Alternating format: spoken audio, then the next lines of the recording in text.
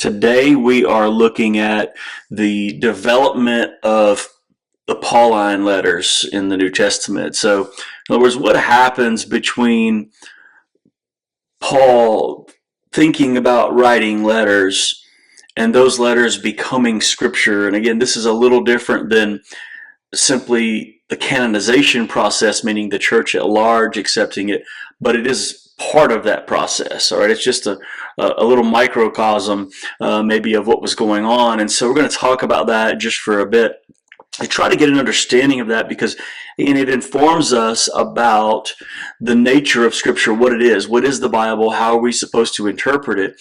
It should color the way that we see the meaning of certain texts and how we're supposed to understand them, or to help us get at the meaning if we are lacking a way to get there. So if we can kind of set the stage here for a moment, this is the first century. Paul is in some city in the Roman Empire. He hears about or would like to write to a particular church, and so therefore he has to go through the process of figuring out how to make that happen. Paul was well connected before becoming a Christian, and so he would have understood the inner workings of how that works, and would have carried letters and seen letters and read letters prior to becoming a Christian. So the Roman world and the act of doing that would have already been a thing that was sort of always there in the back of his mind, almost like riding a bike. So that process he would have understood well, which is probably why he's the most prolific of the apostolic writers. The rest of them really don't write very much. I mean, we've got books of Peter, James, etc., but there's just not much there. Paul is the one who is really the prolific writer in that era. So if we set the stage, Paul is sitting in the city. He hears word from someone, because most of the cities were, lie next to or right on a road that would have traveled throughout the Roman Empire. And he hears these travelers saying, yeah, well, I just went through Corinth and this was my experience in that place. And so Paul sits down to write the Corinthian church, right? How does he go about doing that? Well, first thing is that he wouldn't have actually written it. He needed to have somebody to write it for him. That was standard practice. And in fact, in Paul's letters, there are a lot of times we have not just a clue that there was an amanuensis, but they're actually named in the letter, right? Whether it's Tertius or others. And so their name is included in the text of the actual letter. Sometimes these may have been the ones carrying the letter. Presumably, they're imagined to carry a response back, but nevertheless, he decides we need to write this letter. So first thing you have to do is to gather together the materials to make that happen, right? You needed papyrus or vellum or some other thing, and papyrus would have been the thing that would have been more affordable, and especially depending upon where you were in the Roman Empire, you could get it, it was readily available in some areas, but it wasn't inexpensive. And Pergamum was an area that produced papyrus, and it was produced from reeds that were gathered in the Nile Delta, for instance. And those things are very thin slices that are laid together. But so he acquires this, and now he needs a scribe, or what's known as an amanuensis, and so he gets one of those. Or there is already one within his group or near the church where he currently is preaching or teaching, or his place of rest, or whatever is going on. He finds an amanuensis, and it looks like a lot of the people that Paul used were connected to the church in some way, so maybe he didn't have to pay them, or he did pay them even though they were connected. We don't know, but nevertheless, he gets an amanuensis, and he would begin to dictate that letter to them as they wrote it down. And so that's what the process would have been. And what's involved in that process? What if they start and there's a mess up on the page? Do they throw it away and grab another? Probably not, although it's possible. Sometimes lines were just drawn through things. Other times you wait for the ink to dry. And you would scrape the ink off of the page and then begin again there where there was a mistake. And so Paul would have been writing or in this way, and that letter then would have been hand carried to the particular church in question, right? And in this case, Corinth. And he carries the letter with him. They read the letter publicly to the church. And why are they reading such a letter to the church to begin with? Well, they're reading it publicly to the church because it comes from Paul, right? Because his name carries authority in the church already. And the things that he said and preached were generally accepted.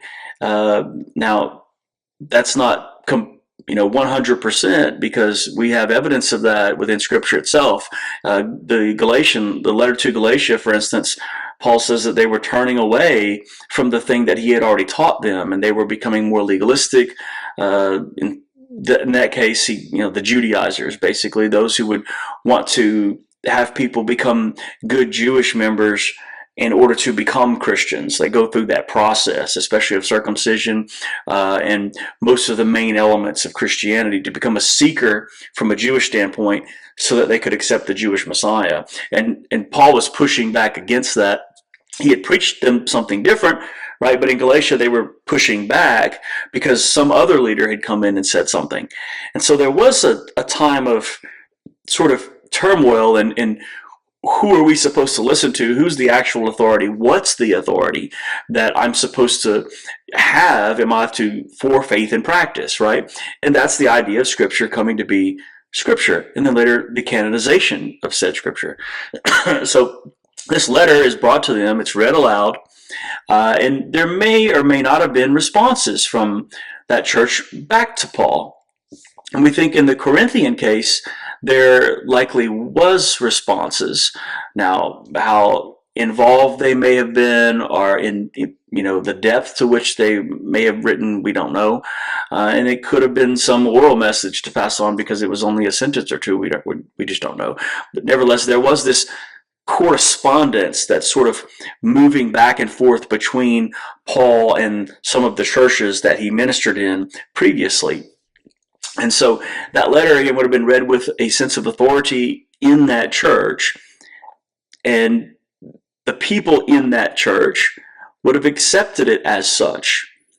But at what point in this process so far had something like a letter that they received from the preacher who was here before, how did that go from a letter to sacred Scripture? That's a different kind of story, right? It's not as straightforward as we think. And, when we talk about, say, the inerrancy of Scripture, usually there's an understanding that inerrancy is, vested in the original manuscripts. And so, in other words, the original letter that is actually written by Paul, minus any scribal alterations or copy errors or whatever happens over the years, or various translations to other languages, in other words, from Greek to Syriac or Greek to English or whatever the case may be, where there could be some problem with a translation or a translator in their theological bent, or simply in the mistakes that they may make.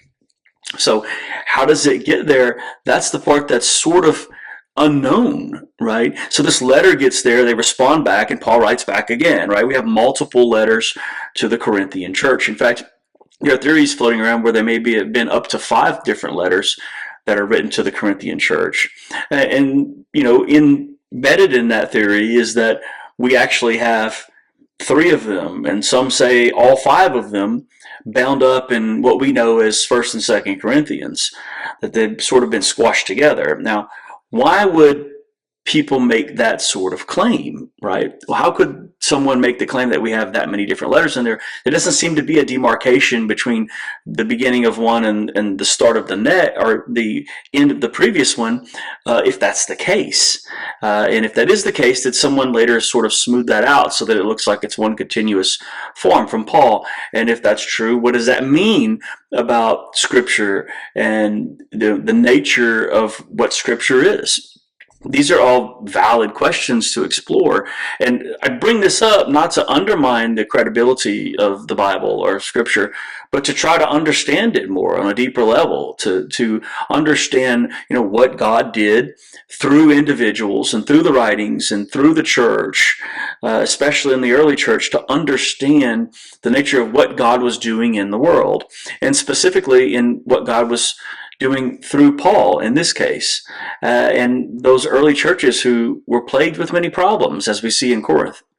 So these letters are getting passed back and forth, and it's not just to Corinth that letters are written. There's a variety of places where they end up written, and at some point, copies of these various letters that are written to the different churches around the Roman Empire begin to overlap one another, because someone leaves from Ephesus and comes to Corinth, and they happen to have a copy of a letter that Paul wrote to them. And then another place has a copy of a letter that Paul wrote to them. And then there's also a letter to the Romans, and we end up with a copy of that. And we say, well, Paul's letters were so important to our church.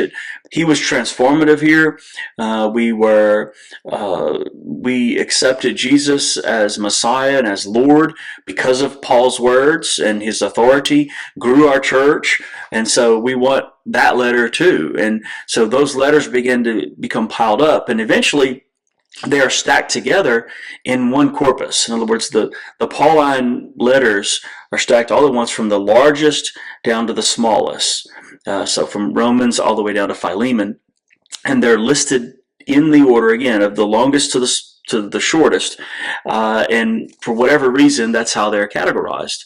And eventually, another letter gets appended there, and that's the letter to the Hebrews, right? Which there was some question about the authorship of Hebrews and who actually wrote Hebrews, where some places thought it was Paul, other places said it clearly wasn't Paul.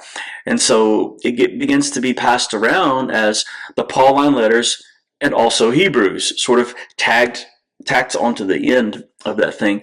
And by the time it gets sort of passed around in that way, people are accepting Paul's letters with such a sense of authority that you could begin to make the claim that they were revering it on the same level that they would have revered something, say, from the prophet Isaiah, something that you could not have said when they originally read the letter. So somewhere in that process of reading it initially and the accumulation of the rest of Paul's letters into one, there was a transformation of it simply being words on a page to becoming sacred scripture. Now, there's theories about why that is, and I don't know the answer to that question, and I don't think that any of us really can get at the heart of that, other than to make some educated guesses. And I would surmise that people accepted it in that way because it was effective in the church.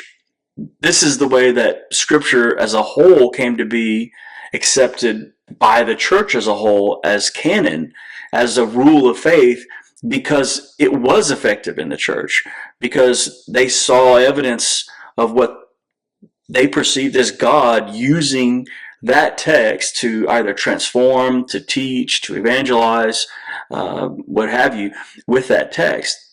And that's likely what happened in these local areas. And so as these local areas began to do that and began to spread out in that way, and before long, it's throughout the entire Roman Empire and all of Christianity that Paul's letters are present, and they are being accepted and read as Scripture. Excuse me. In fact, by the time that Peter's letters are produced, 1st and 2nd Peter, by that point, Peter is writing about Paul's letters as Scripture. He implicitly, not explicitly, but he's writing about Paul's letters as being scripture, and he says that they're hard to understand sometimes. Now, how could it be that it would be possible for Paul's letters to get merged into a larger corpus, right? In other words, if just to propose for the moment that the theory is right, that there are multiple letters outside of First and Second Corinthians that are sort of merged together into those two documents. How could it be that that could happen? They didn't look like they do today. That's one of the reasons. In general, the writing was done with, one letter right next to the other. There weren't spaces between words. You wrote right to the end of the edge of the page, and then you would start over, even if you were in the middle of a word. And you can see how these things just getting plopped together without a title or a real clear end point, how they can get added onto in that way by adding another letter onto the end and not realizing that it was another letter, but that maybe it was a continuation of the same. And we see this possibly in Romans, for instance. Paul says finally, and then he goes on for 2 more chapters after the finally, and then right at the end of Romans, at the end of chapter 16, there's a doxology that some people think maybe is either added by the church that heard it first or by early scribes as they're copying the text. This will come up again when we deal with, say, the book of Revelation, and the way that the book of Revelation ends with a warning at the end, because doxologies and the kinds of warnings that are present at the end of the book of Revelation were common in the liturgy, which I've noted before is present in the 300s. So by the 300s, we have readings of Scripture that are supposed to be read on the Lord's Day, and they're read aloud. And at the end of that reading, you would have spoken some sort of doxology to God, or given some warning that you're not supposed to add to or take away from the things that you heard here today. And those get appended onto just about all the readings that people were doing in churches. And so it makes sense that that would end up as part of the corpus of literature itself. It can be difficult to understand how to interpret particular things that Paul claims or some of the theological concepts in any of his letters, because we don't have the full context, right? We think we do, and it looks like we could understand it rather plainly. But to throw a caution out there, if we don't know, let's just say, what Corinth said back, then we may not get the whole understanding or the real nuance that Paul is throwing light on if we don't understand the other end of it, right? So I'm not saying that we can't get at that meaning. I'm just saying we have to be careful about that it may not be what it seems on the surface. We may have to have a real deeper understanding of what it means when Paul says things like righteousness, or, why I'm saved by faith in God rather than the law. What do those things really mean in context? And because people have a lot of different interpretations of those particular words and what they mean. And I think probably the best thing for someone to do who's wanting to really understand the nature of the text of the letters that are in the New Testament is to read a book called The Lost Letters of Pergamum. Now, The Lost Letters of Pergamum is sort of it's a seminary staple for many pastors, preachers, etc. And what it is a historical fiction that takes place in the first century, and Luke is writing back and forth to another individual, and the premise is that an archaeologist has found this treasure trove of letters. And sometimes you have the letters where sometimes you have the response letters, and at other times you don't. And you're trying to read between the lines of trying to understand what Luke means when he says this. And then later you get another correspondence back where it would have explained it better had you had the other letter that's missing at this point. And so it gives us perspective on what it is that we're actually trying to get at, and so that we might understand the reality of what Paul is saying in these different places. Now, this goes without saying what it means to any other book in the Bible, because they're all different genres, and how would they have been taken by the early church? How are we supposed to take them, right? And we understand, sure, they're scripture, that's the way that we understand them at this point, but what is it that they were trying to get at, right? Because I don't think Paul, when he was sitting down, said, "Hey, Tertius, get over here. We're about to, write some scripture, and people are going to look at this thing just like they do Isaiah or the Pentateuch." I don't think that Paul would have thought that about himself. He was quite demeaning about himself, called himself the chief of sinners. He said that he was an apostle, but one that was sort of abnormally born. He went about it the wrong way. He talked about how good he was in the eyes of the Jewish people, but how terrible he really was because he didn't know Jesus. And, that gives us, I think, perspective on possibly what was going on in his own mind. I think he wrote with authority, but I don't think he sits down to write and believes that this is going to be scripture in 2,000 years from now. People are going to be saying, look at what he says in this particular verse, and we need to apply it in that way. That's something that we have to take on faith that God did through what Paul wrote, in spite of what Paul may or may not have thought about what he was writing. And so, scripture becoming scripture, just like the canonization process, involved something outside of the actual writer of these words. It had to involve some divine understanding, some different way of looking at it than what the actual author would have thought about his own work. So Paul would not have been, I think, that vain to believe that he was writing the very words of God. So think about that. Think about these philosophical questions, because as we continue through these series, we're going to deal with things that are actually much more difficult than they are in the New Testament, because the New Testament, for the most part, it's the most straightforward that we understand, in the way that the books came to be and how they were constructed, and the way that we're supposed to perceive them, right? We know the author for many of the New Testament books, like the Pauline corpus. So Paul sits down and he writes these things. So there's a concept on there of what an original manuscript is.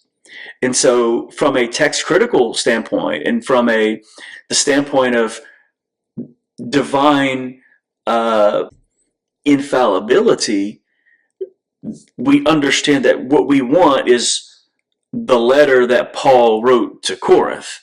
We don't want what somebody thinks Paul should have written to Corinth. We want what Paul wrote to Corinth, right? And so there's a clear goal there. The goal is going to be a little fuzzier as we branch out into some other places, especially when we look at the Hebrew scriptures, about what it is that we're actually looking for. So the Pauline letters are the clearest of everything that we're going to deal with in this. And so think through that philosophy, though, that I've already thrown out there, so that you might try to understand it, so that when we get to the more difficult questions, we can process that information. So hope you enjoyed this. Just, again, brief overview and understanding of how the scriptures became scripture. And next time, I believe we'll look at sort of the general epistles and possibly the book of Revelation. See you next time.